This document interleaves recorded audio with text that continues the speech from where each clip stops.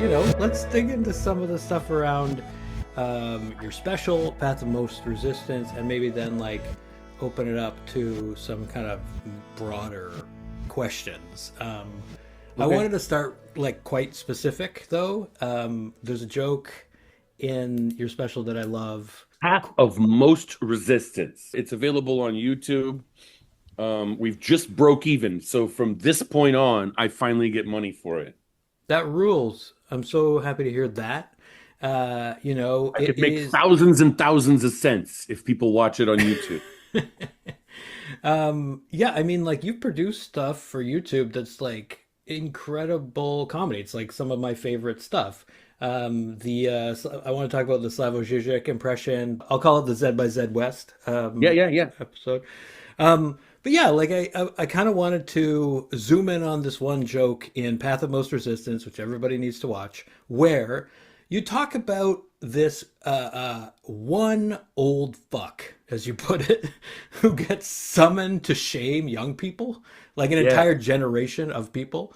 Yes. And the kind of original example of this in the joke is Generation X. And yeah, I mean, I just think the joke is great because it's like relatable for me as like a Gen Xer, but then you also are managing to do a ton of voices like in that one joke.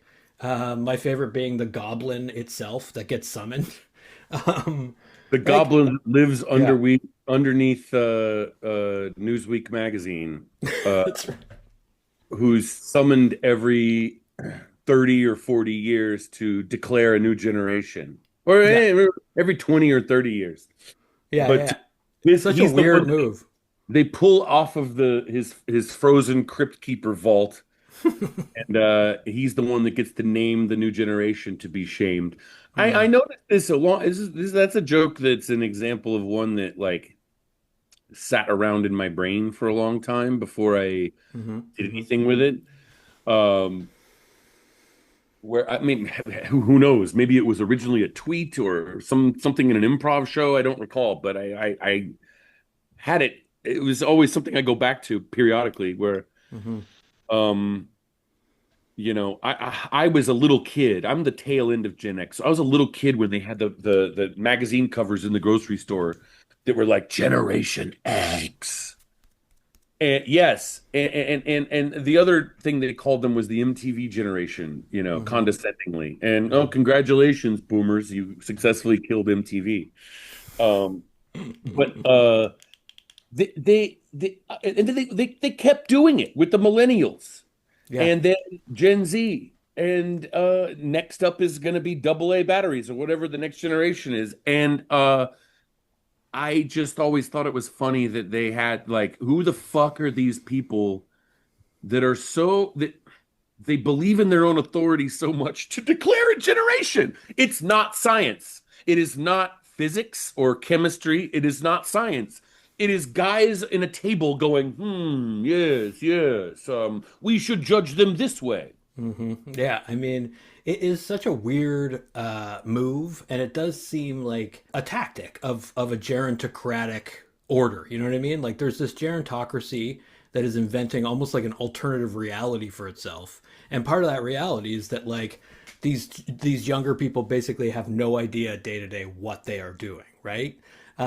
But your joke, I just think what I love about it is that comes from a place of genuine disgust toward that gerontocracy, which Yeah. like there's a little bit about that in your recent conversations about kind of comedy in general, or at least like right wing comedy boosted by the algorithm. Basically, you say like every single right wing comedian is overrated almost by definition Yes. because even if they're legitimately funny, like you can enjoy Theo Vaughn or whatever if you want, but even if Once they're upon a funny, time, not lately. Back right? in the day. Back in the day, I noticed the Yeah. thing too. A lot of, people have marveled at this phenomenon for decades, centuries, where people are more left wing when they're young and then they get more right wing as they get older. hmm That is slightly true in some ways, but it's majorly false by omission. What it leaves out is a large part of the old people being right wing is people who don't care about politics when they're young because they're dumb become right wing when they get older. They get Mm, sucked into the machine later on. And you see this over and over and over again. Someone who's like, right. whatever, I don't get it, man. I don't understand. Flash forward 10, 15 years, that guy's going to be like, you know what? They've gone too far. Hmm. And that's missing from the from the famous quote. It's not Winston Churchill. It's some guy who's like, a man has no heart if he's not left liberal when he's young, and he has no mind Oh if he's yeah. not conservative when he's old. Right, right, Yeah, I get it. It's a nice quote, but what it leaves out is people who just simply didn't care because they didn't have to, and then get involved later on in their life right. on Right. the wrong side. Yeah, and because they were offered this enticing feeling of belonging, even a feeling of like supremacy, we don't want to necessarily jump into like full bore the question of what comedy looks like after Charlie Kirk or what Charlie Kirk was building with like Turning Point, this right-wing media organization, but it's related to the He work was a you very do, bad. He was you a. know? He was a bad guy. He was heavily funded. Yeah. I don't believe the FBI story about what happened, and I don't think anybody should buy at first glance anything this current FBI or any FBI says. The FBI is the organization that killed Martin Luther King, and that should be said every time someone repeats one of their reports on the news. And they've never had to suffer any consequences for it. The question is, are they being like good cop, bad guys? Mhm. Um, but Charlie Kirk was also heavily funded by billionaires. It, the fact that he had thousands of Instagram pages and pages on accounts on other social media, that's not a normal thing that a person in a garage comes up with starting a small business. Right. That is funded from deep pockets. The Koch family, the Mhm. Silicon Valley fascists, um, Mark Andreessen, Peter Thiel. Let's name them: Yeah. Elon Musk, Yeah, yeah. Jeff Bezos. Um, the deep money that pays for the same shit as like Milo Yiannopoulos, um, talentless, no reason to be famous. But they learned something in the last 20 years, which was hack in and brute force something to be famous so Hmm. that you have to act like it's part of the culture. And it's not, but it worked because the internet has real, true meat space consequences in actual life, unless we all turn the phones off. Oh boy. Yeah. That's that's a mic Here I'm drop. saying on a podcast, I'm saying this.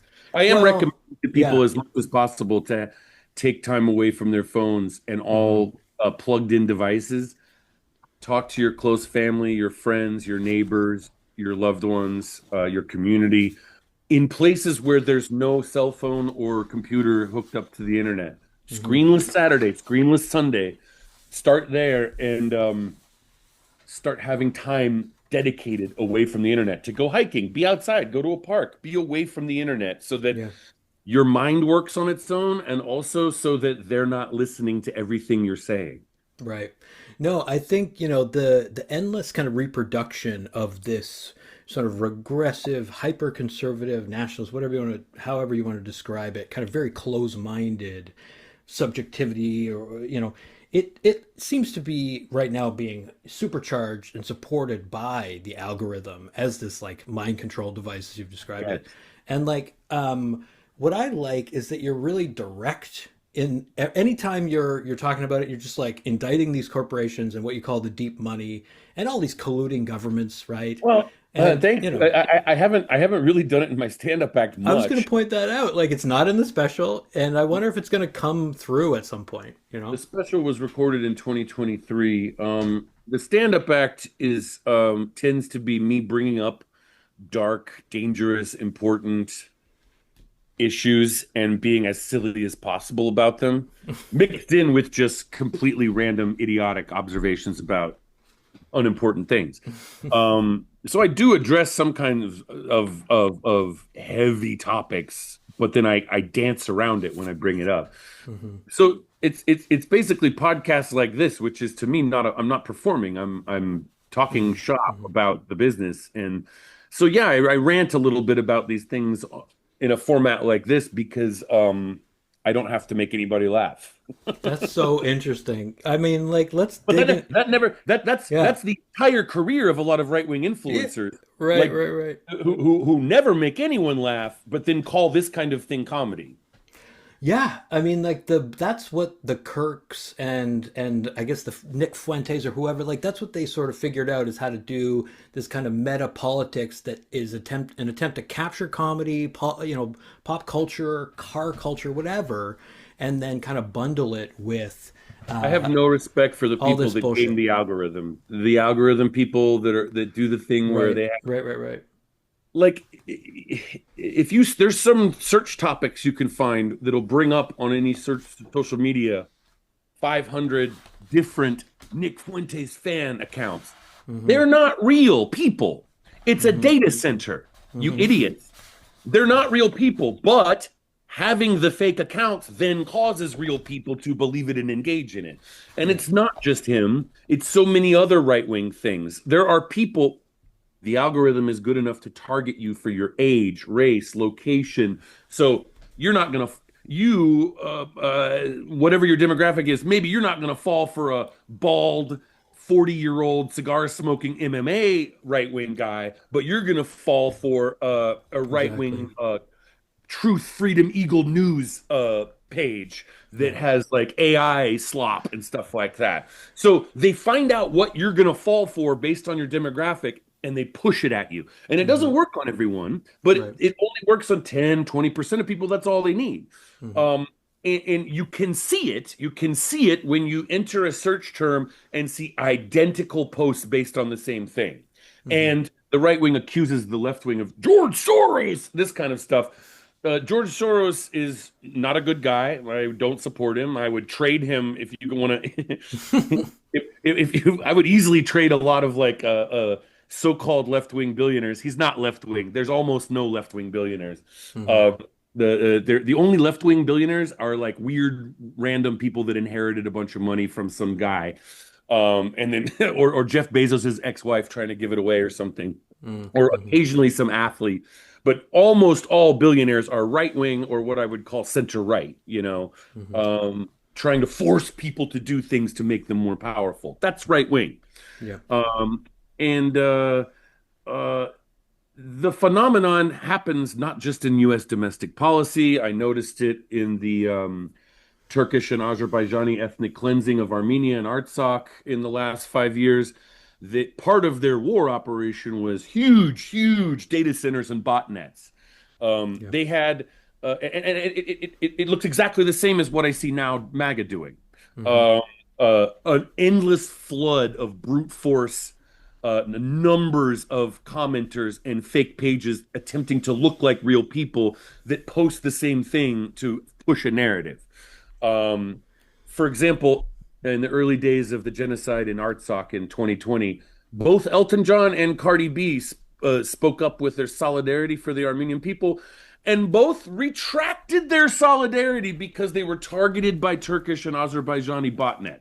This is And a they, new phenomenon. Yeah. yep, and their PR person goes, "Oh, we've pissed off real people." No, you haven't. You tripped a wire in a data center. Exactly. There's a great like radical Marxist trans theorist named Mackenzie Wark who talks about how like it used to be a culture industry where it was pretty vertically like integrated, monopoly oriented, and they produced most of the culture for us. Now the platforms have provided the constraints and we more or less provide a lot of the content with the exception now of this AI generated kind of supercharge. So, she says basically it's turned from a culture industry to a vulture industry, but now piggybacking onto that is what you're describing, which is this far right playbook, codified by people like Steve Bannon, flooding the zone with shit. And it's really, I mean, it's just like a woeful state of affairs. What I wonder about, though, is the people castigated as woke. Like, who, because one of the things you talked about in the wake of the Kimmel controversy was the fact that after he was taken illegally off the air and then reinstated because of this consumer boycott, you said like we should not imagine that that's some huge victory, that actually is almost the opposite, where the Overton window for leftist views is actually narrowing, where it's now just basically Kimmel and South Park who are safe for the left to have I don't know like if I, available I, to them. I don't know if I put it that way exactly, but Hmm. uh, the way I think of it is that American television is already heavily censored Hmm. uh, illegally, but it's done in a more benign way to keep populist left-wing things off of television. Right. That's why movies are better than television. And I say this as someone who works far more in TV than I do in movies, Mm. although both industries are in collapse right now. Um, but movies are more dangerous and more interesting and more politically edgy than television Hmm. is ever allowed to be. And part of that is a very simple to explain psychology is that people don't want dangerous shit in their living room. But if they Right. go out to a theater, whether it's a movie theater or a live actor theater, they're more okay with something challenging and dangerous, but they don't Hmm. want it in their living room or in their bedroom. Um, and Right. so, and that's one justifiable reason for television being safer as a medium. But Mm. also, they have always allowed more right-wing shit on than they have any left-wing shit. And Yeah. they have this false dichotomy of both sides, left and right. And it's like, no, that's left and right of the elite wealthy people who live in a fucking super 1% suburb of Washington, D.C. That's not the real center. That's the center of the people who run things. Right. Um, and you one example outside of like entertainment TV, news stuff. I remember growing up, Pat Buchanan is where he's like aligned with Trump. Back in the old days, Pat Hmm. Buchanan was always allowed on television, and nothing equally left wing was ever allowed on television. I You would, remember him being ubiquitous. yep. You're like, and I'm in Canada. Right, and he threatened to invade Canada like Trump has. I think Trump and he are friends, and he got a lot of ideas from him. Mm. And he's charming. He could be funny sometimes, so I get why it happened. But also, fine, let Pat Buchanan on TV, but let somebody equally violently left wing be on to combat him. And there never was. They specialize in having wimps from the Mm. left go up against the right wing. Hmm. Uh, again, if you remember back in the old days, Sean Hannity, not a talented person, a daytime talk radio blabberer who Hmm. only knows how to talk to people who agree with him already, or shout over people who have a point. Um, on Fox News, he had the show Hannity and Colmes for many years, and I mean, the that was designed to have a Sean Hannity's not attractive, but if you're a stupid person, you think, oh, and a handsome middle-aged man. So to appeal to stupid people's sexual taste, a handsome right-wing, dark-haired bully who could talk loud and interrupt and say what needs to happen, and his opponent from the left was quiet, glasses, stuttering, Alan Combs, who would always be like, well, I see your point. He always admitted defeat. Mm. And that was by design. That Hmm. was by design. And there's so many, it's not just on Fox News, that's all across American political television. I mean, Um, yeah, absolutely. have a wimp, have Yeah. a wimp who loses arguments up against a loud shouter who knows how to win. Hmm.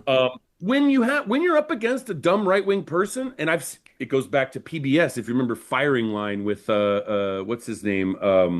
William F. Buckley. And I remember he had a young Noam Chomsky on. And Noam Chomsky was not up to the task. He was trying to be logical and win an argument Sure. intellectually on facts. And William F. Buckley was like, "You're lucky I don't knock your goddamn teeth in." When you're up against an idiot like that, you should stop having a logical argument. You should say, "You come from a dumb family." You should have an argument like that. Mm. You should insult their family. You should say your ancestors are dumb, and if they don't disown you, your children are also going to be dumb when they grow up. You should Wow. say mean things back to them because they are not logical. They don't have brains that work. That's Everyone's interesting. outraged that these Trump administration people are like responding to reporters, "Your mom." What a stupid thing. If they're going to go into a your mom joke, then respond to them. If you're what you're looking at is something so bonkers, something it's so absurdly fascist, right? Like Pete Hegseth, Secretary of War, saying "fuck around and find out" to the entire world. Like if something you're dealing with is that absurd, then He's a dumb mockery guy. feels like the right response. You know? He's a podcast moron who was elevated by algorithms and billionaires, who was appointed to be a high-ranking Nazi. And he's dumb. Clearly, He's a perfect example of someone who should not be a famous person. He has no talent. right? All he knows how to do is do what a billionaire tells him to do and yell at people. Sure. There's no talent there. There's no reason for him to have been elevated. He doesn't make good arguments. None of them make good arguments. But there's something that they learned when they broke open the internet, which was, oh, we can just pour money in and declare ourselves to have won an argument. And that's just as good as winning an argument. The same way that right-wing comedy, instead of getting laughs, purchases commenters who comment, wow, that was so funny. LOL. People who comment LOL never in history have ever laughed out loud. Right. It is a replacement for laughing out loud. I've seen angry morons at a bar or something on their phones going, and I guarantee you they were writing like, oh, fucking LOL, this guy thinks he's blah blah, and you weren't laughing out loud, you were snorting. One thing I hate about the right-wing comedy algorithms is if you're a person who simply likes comedy, whatever generation, boomers, even older than boomers, Gen X, whatever, down to the young people. If you're like, oh, what's this? I want to watch Bill Hicks. I want to watch Richard Pryor. Oh, I'm interested in seeing some classic comedy clips from the 80s comedy boom or whatever, whether it's YouTube or Instagram, all other social media. You will then be bombarded for days with, hey, check out this right-wing comedy clip. Hey, if you like George Carlin, you're definitely going to like Joe Rogan. And it's been happening for decades. YouTube was the furthest down that hole. And then every other social media has followed suit, where they make you think that if you like something that's truly funny, that you're going to like this shitty right-wing propaganda. And there is not an artistic through line from George Carlin to any right-wing comedies today. No. Any comedians. They made it up, but they brute forced it with algorithms and data centers. Yeah, and I mean, like, these are kind of like digital infrastructures that nobody chose, right? That are determining people's taste to a certain extent in comedy. Like, that's the thing I worry about. Bill Burr, for example, like, he seems to have been crowned like the world's biggest comic, right? He sells out these massive venues. He's one of them, at least. And I've always personally been really on the fence about his sort of, like, especially the early kind of shock comedy. But then there's clearly like a deep care that he has for comedy and comedians that kind of pulled me back in. And then it seemed like he was learning and becoming sort of more gentle. And then this Riyadh Comedy Festival thing happens. And the way that he has attacked people who have taken issue with comedians who, went over there and said basically like, I got enough money to look the other way, is odd to me. And I know yeah. Counterpoint. Bill Burr was one of the only people with a profile stature powerful enough that he was able to be on one of Bill Maher's dumb, stupid spin-off shows or podcasts, and eviscerated him, took him to pieces about him defending the genocide in Gaza. Yeah. What's making fun of justifying the killing of kids or downplaying it. And Bill Burr is very funny. I like him. He's right sometimes and wrong sometimes, but he's always funny. And when it comes to, but he's a real comic. He's not a YouTube phenomenon. No, yeah. He rejects that whole thing, really. I mean, you can tell. Right. And he came up before the algorithms locked in with their hooks into everyone's brains. It's harder to do that now. I've always liked comedy for comedy's sake, and that's why I sit in the back of the room. when I'm at a show, I love seeing the funniest people in the world. That's the greatest perk of doing comedy. And I Mm. sit in the back of the room and I watch someone, uh, not Bill Burr, but like a kind of person, where they're sometimes right and sometimes wrong, and I love it. And I just sit in the back Sure. room and enjoy it. That's one of the things that live theater was supposed to be good about, especially comedy theaters, when you're supposed to be able to laugh at some crazy guy who's funny while being wrong. Just Yeah. like sometimes you can have your mind changed for the better. Um, and I don't require everybody to be a good guy. It's impossible. I know he's wrong sometimes, but he's always funny. And I try to hold my fire for the very worst of the worst. I hear that, and I won't ask you your like general stance or who you agree with or ally with in terms of like this thing. I think that would be super counterproductive. Like, that's the whole thing that I think I think I'm sympathetic to with Burr is that he kind of feels as though the ideological one-upsmanship and the tone policing and all that stuff is just like useless. My personal hope is that footage leaks from Bill Burr's set at Riyadh I Comedy was going to Festival, ask about and this. then it's like him roasting Philadelphia from back in the day at the outdoor show in Philadelphia, where he's like, Yeah. you guys, how many towers do you need to fucking bring down? I'm doing my time. I'm doing my fucking time. And that was your 7 challenge to the minutes left. comedians that went How there, many right? towers can you bring down in 7 fucking minutes? Oh my God. Like, and you dared people to actually like basically go after the ruling class in Saudi Arabia, something that's like what was explicitly put on the contract is you can't do it, right? That would be like breach of contract, but also potentially very dangerous. And that was your challenge, was just like, yes, go, do it, take the gig, but like use it as an opportunity to make people uncomfortable, subvert things to some extent, open up space of possibility, which is what you're saying comedy is in some level about. It's like you can be wrong, you can be right, but it's all about that space of possibility where you can kind of just have a conversation. One interesting thing about the Riyadh Comedy Festival in a geopolitical sense is that if you look at it with the exception of Bill Burr, and this includes the people that were invited but pulled. There were some people who were invited and pulled out.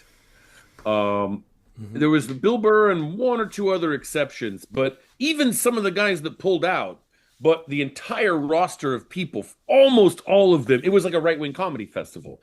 It looked like mini True, domestic yeah. American right wing comedy festivals, and that is not accidental. That is the bloody, insane genocidal regime of Saudi Arabia going like, let's reward, let's make sure all these evil MAGA comedians can buy another house. Jesus. There exists no phenomenon like that on the left, by the way. Fair. No phenomenon on the left like that. Some of the funniest people alive live in apartments with roommates. Mm-hmm. Some of the funniest people alive uh, don't play the social media game. Some of the funniest people I've ever seen um, are at the fringe of society, one click away from suddenly being wiped out, Mm-hmm. in a mortal sense or in a financial career sense. And if you go see live stuff that's not advertised to you on a podcast, it's not the suburban comedy club. Find the local webpage of like what's funny in comedy, and of course, the right wing algorithm has gamed that as well. But like, Mm-hmm. get rid of your phone and find real shit. Mm-hmm. It's better than what they're serving you on the internet. I'm better live than I am on the internet. Anybody could tell you that. I mean, and people will get a glimpse of what you can do with these videos where you impersonate people like Slavoj Žižek, and it's just like the I go for energy the is real is juicy target, palpable. Slavoj Žižek. I'm a man who is not for all seasons. A man for not for any seasons. Disappointing Well, in any format. oh come on, I think like this is the thing. Live, I 100% agree. Like the kinds of experiences you can have live can be life changing in a genuine way. Where like James Acaster talks about going to see Josie Long and it making him want to do comedy, for example, right? And so I think like there's a lot to be said for that. And I get a little bit of vicarious pleasure in watching like the South by Southwest performance, but I come from like a very academic background. Like I got PhD in English and Cultural Studies, where Zizek was an academic superstar. Like, Right. and I wondered like where you first encountered this guy. I want to like dig into his own self-awareness about how much of a clown he kind of is, because he's aware of how like politically he's been co-opted in some ways by the right, in fact, because he's such a goofball, you know. But your impression seems to allow you to do politics in your comedy, even like talk about neoliberalism as a religion, just like offhandedly. But in this persona, when did you start developing it? When did it kind of come into being? Uh, I knew I read when I was in college in a class that I failed out of. I failed out of my self-design major in college. I owe them 9 credits. Um, but in a class that I actually failed out of in my senior year, I there was like a text assigned. There was a couple texts assigned from Slavoj Žižek that were like, you know, Hmm. articles he had written or something. Sure. And so I knew of him way back then when he was a bit younger. And then over the years, I don't know what year it was that I finally started actually seeing him. But I would read him occasionally pop up in Adbusters or something. And Guardian. He writes for the Guardian as well, a little bit. Yeah. back in the days when I would read Adbusters. And one of the jokes I've said as Slavoj Žižek is like, you can think of me as a pile of Adbuster magazines that has been sprinkled with pixie dust to come alive and disappoint and it even further and deeper fast. And so, and my God. And My God. he, I don't know, I claim it's my God, and I claim those are the yeah, perfect. You get those so perfectly. I claim. Yeah. I saw him just over the years, here and there, here and there, here and there, and I saw one of his documentaries, The Pervert's Guide to Something, Hmm. Hmm. and then I never like he's always sort of scattered around the edge. He's never like in the focus of the culture. Yeah. And I also gathered that he's more famous in Europe than he is here, or in Iceland, or even in Canada than he is here. Maybe. And I just, when I heard him talking over the years, I was like, that's one. And I don't remember when I started doing him. I do not remember when I started doing Zizek. It must have been around the early Trump days of maybe a little bit before then, but I can't recall. That's It was cool. probably on podcasts. It was probably on Comedy Bang Bang or Oh, sure. Yeah. Yeah. Chapo Yeah. Trap House or something. Cool. Um, Back in those days where I was just like, what other character can I play? Oh, Zizek. Nobody knows who he is. Perfect. Do you think he's seen it? Do you think he's seen your impression? I This is don't know. something I know, people always ask impressionists, right? yeah. Has the person seen it? I know some people around him have Hmm. forwarded it to him. And I know that he's doing an event in LA coming up in a week or two, Nice. and his advertising algorithm has targeted my followers. So if he doesn't know about it, the people promoting his shit do. That's wicked. Because people constantly send it to me. Oh look, oh look, oh look, and I'm like, Of oh, I course. get it. Okay, Yeah.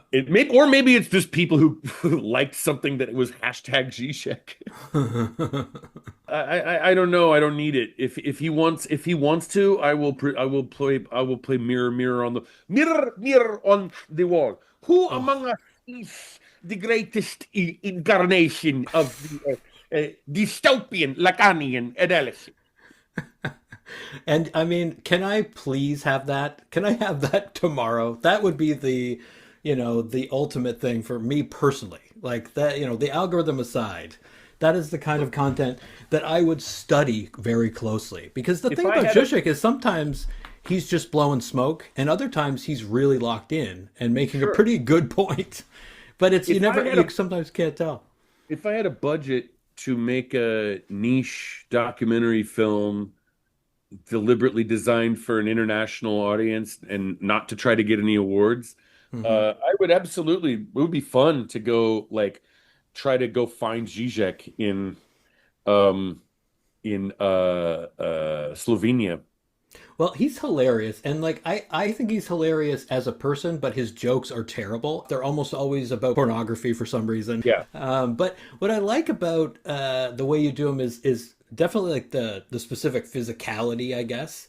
There's stuff in your special about your own like relationship to your body as you've gotten older that I kind of wanted to maybe talk about because I mean it's super funny. The fact that you say like have mercy on me. I'm slowly dying is such a cathartic point. But like you're sort of you talk about basically going from being like quite objectified early in your career to being like fat shamed online and all this shit. And is I'm that too much? Is no, that I'm too? exaggerating it. Okay, good. I have to exaggerate things for stand up to Of pull it off. course. Right, So, right, right. uh, I was hotter when I was younger, and I'm middle aged, and so that's what It's happens. how It's it like goes. it's not something I lose sleep over, but I think stand up, you're usually I'm 45 now. I was 43 when I recorded the special. An audience is younger, and it's Hmm. going to be for the rest of my life. Younger, an average audience is going Hmm. to be younger than me. If it's an older audience, I can play to them, but you have to, there's certain things you have to do to translate it and change your speed and tone but I like performing to a young audience, and if I have a 10-minute set, I might not bring it up, but if I am sitting in front of people for an hour at a Hmm. comedy club, at a theater or something, doing a headlining set, you have to talk about yourself. Hmm. Not everybody, but I find for myself as an artist, I have to, if I'm doing a short set, who cares? I'll talk about anything. Hmm. If it's a long set, yes, I'm going to talk about myself and I can make things up. I can exaggerate things. It doesn't matter, but I've got to address like, hey, thanks for sitting here. You're watching me while you're finishing your dinner or drinking Hmm. whatever. Hmm. Drinking wine. Let's be honest. It's either tequila or IPA.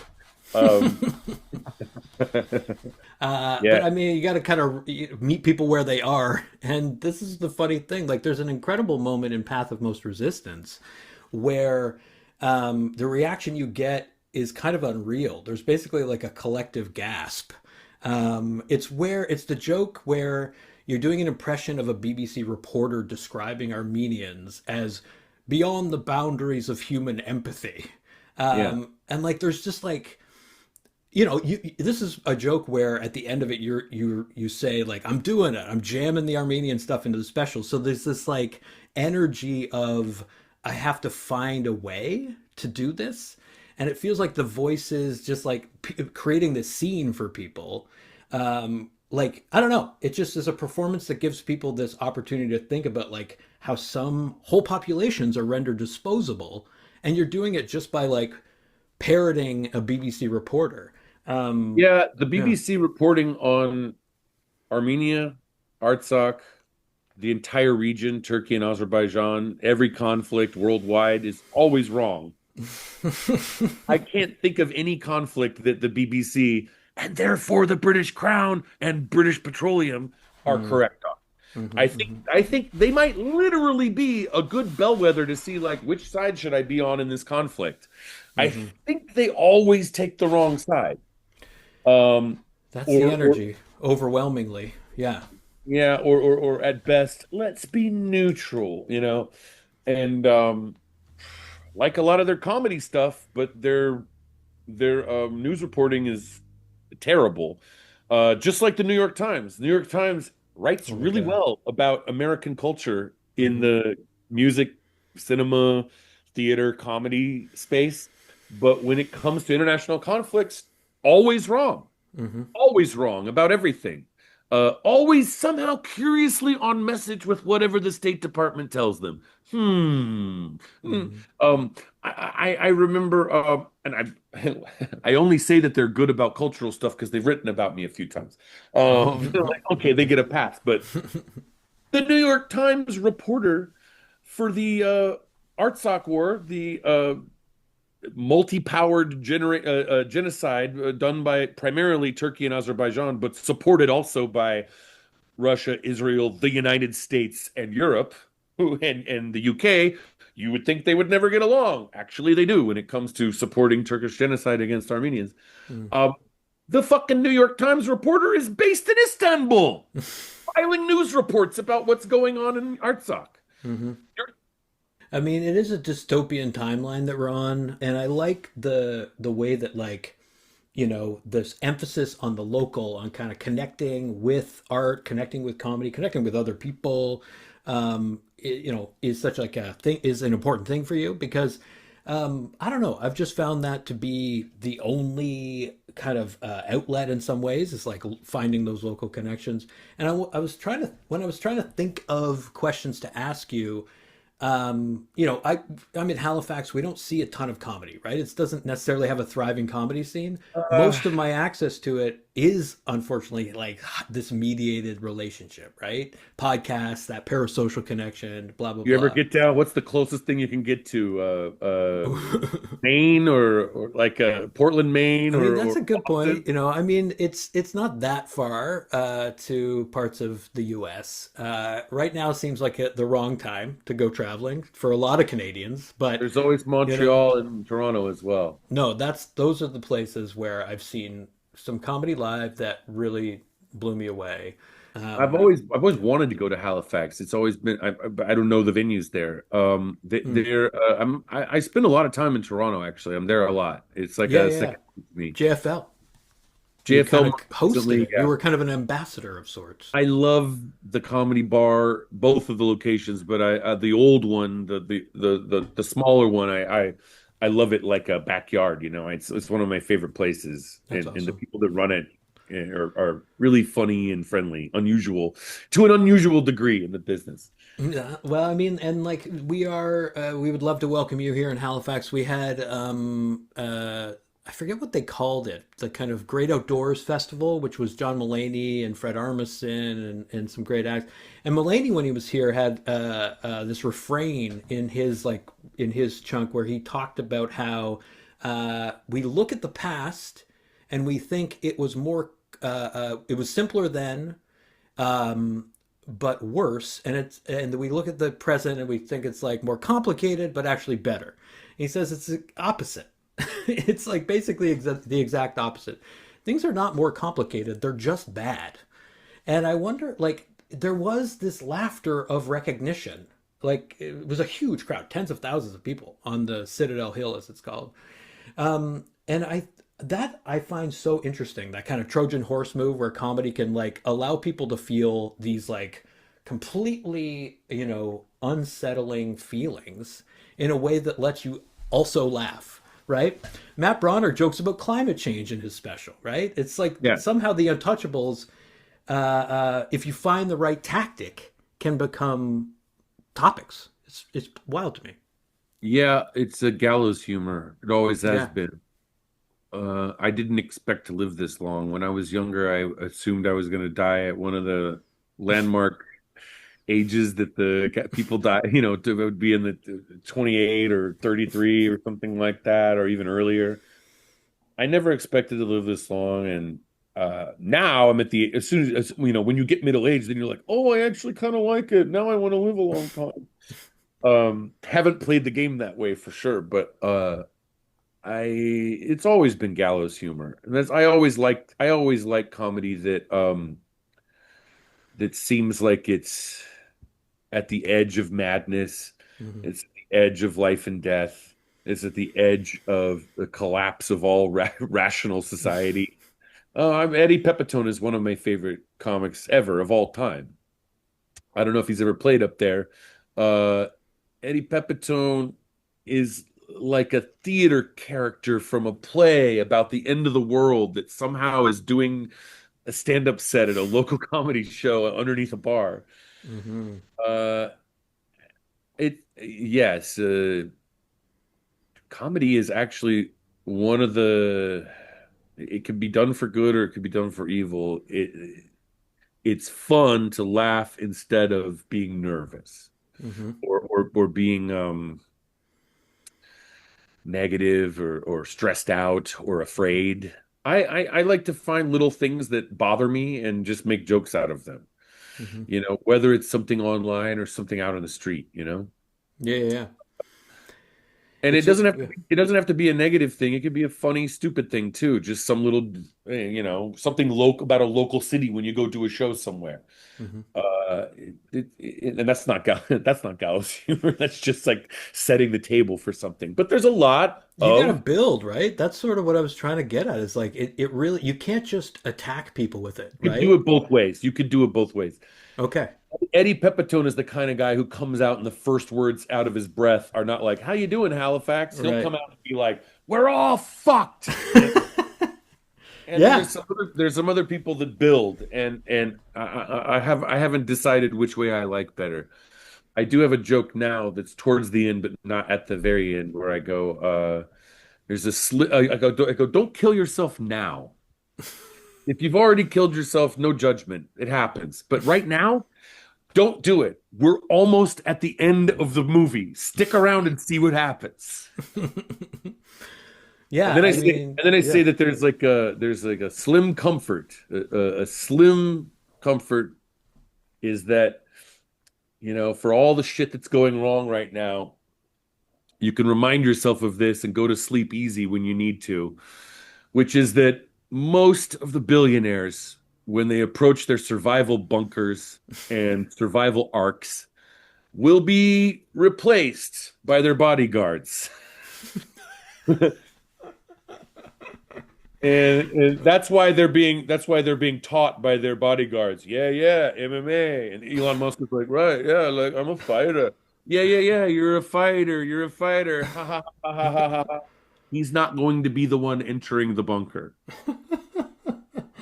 I love just like yeah, telling a different story too. Like that's the thing that one of the things that I love about your comedy is the fact that it feels to me like what I've seen is that you mostly are a builder and you're like a storyteller, and that's the trick of it. You can say like, of course we can't imagine this. This feels absurd, this future, but like actually it's just like it's easily imagined, right? We can actually Well, talk about it.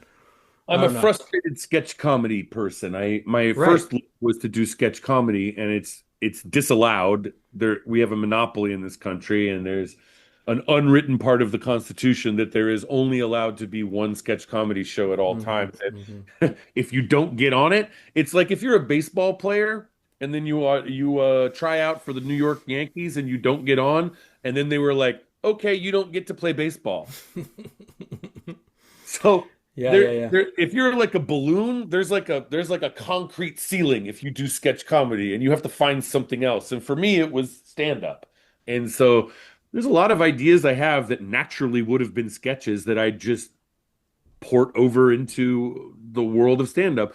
The trick is a lot of my stand up, not all of them, a lot of my stand up jokes could have been sketches. Mm, Uh, but I have to be careful. The trick is I have to figure out it's hard to do a sketch. What would be a good sketch with 8 characters? mm. But if it would be a good sketch and there's only 2 or 3 or 4 or sometimes maybe 5 characters, I can pull it off by doing all the voices on stage. But so you see what I'm saying? It has to be Yeah, yeah. very simple as a staging thing for me to be able to walk over here, do a different voice, walk over here and do a different voice and so forth. Hmm.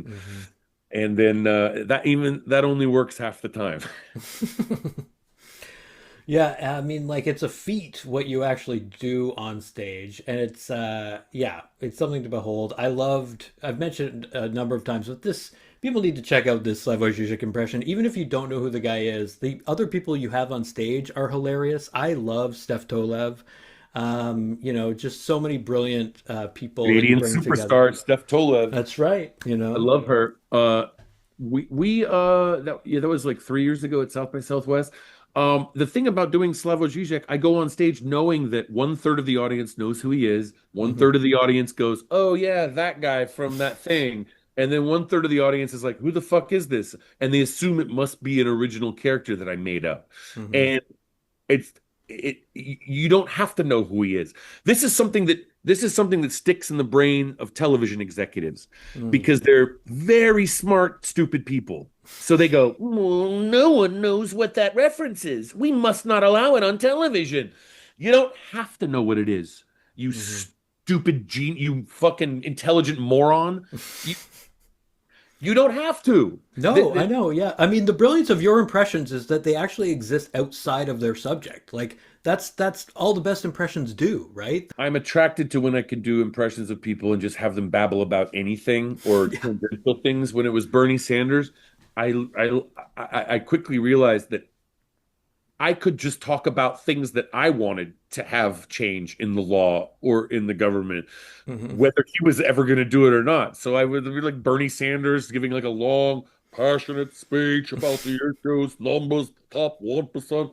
And I would be like, I would be like, in the 21st century, it is an outrage that in the freest, wealthiest country in the world, we did not have legalized psilocybin. Oh, I said, I pronounced it wrong like him. I was like, psilocybin mushrooms should be Oh, that's so legalized. good. You know, and we're 20 years away from that in this country, but I was Mm, like doing it 7 years ago.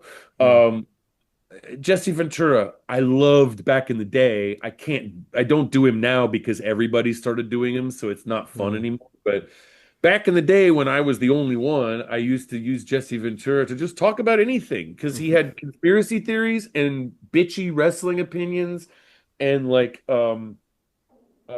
anything about politics or sports or anything. He could just weigh in on that's not the information I have, McMahon. It mm. goes all the way to the top. It's just like, again, the timbre of that guy's voice is so strange. And when you think about voices, right? Like people's singing voice is singularly their own. It's about the size of their bodies. It's about all of the, scars on their vocal cords. Who knows what it is, right? And you're able to like modulate your voice to mimic them in a way that feels so loving. Like that's the thing about that Jesse Ventura impression. It feels like you really love doing that voice. So it's just like instant joy. I will say this, and I was like, I'm not giving advice because I don't even know if there's going to be a world after this for much longer. Yeah. I, I had a dream where the world ended in 6 years, specifically in 2031, written to me in a glowing scroll with a disembodied hand. If it were the 1800s, I would have already started a cult around this dream. Yeah, that's a And strange one. but now in the 21st century, I'm like, That maybe it tracks. was just It the tracks. melatonin. That tracks. Yeah. But it's fun to make fun of good people and bad people. Making fun of someone is not an attack. It Mm, can be an attack, but there's a way to play the game. I always liked Bernie Sanders. I'm sympathetic to him. I went after him. I made him hmm look like a fool, but in a way that people laugh with him. hmm Um, like the wrong guy at the right time, or hmm whatever the angle is. And if so, you could do an impression of somebody you love and really go after them. But if you love them, it's going to come out. hmm It's going to come out that you kind of, I like Jesse Ventura. hmm He's a hmm crazy good guy, and it's going to come out. That's how, there's no way to hide that as an artist if you're resonating as an instrument with yourself. And if you hate someone, if they're a loathsome bad guy, that's going to come out in the impression too. I Like think obviously, like a superior mind, right? Like LOL, right? Like fucking free speech, right? Round him up, put him in one of the camps, right? Like oh my LOL. god. When you perform as Musk, the way that you elicit the disgust in your audience is remarkable. The tough thing about it is that he's very unfunny. Hmm Obviously, the least funny person who wishes that he was funny. There might be unfunny people that just wake up every day and put their socks on and go do their day and come back and watch the news.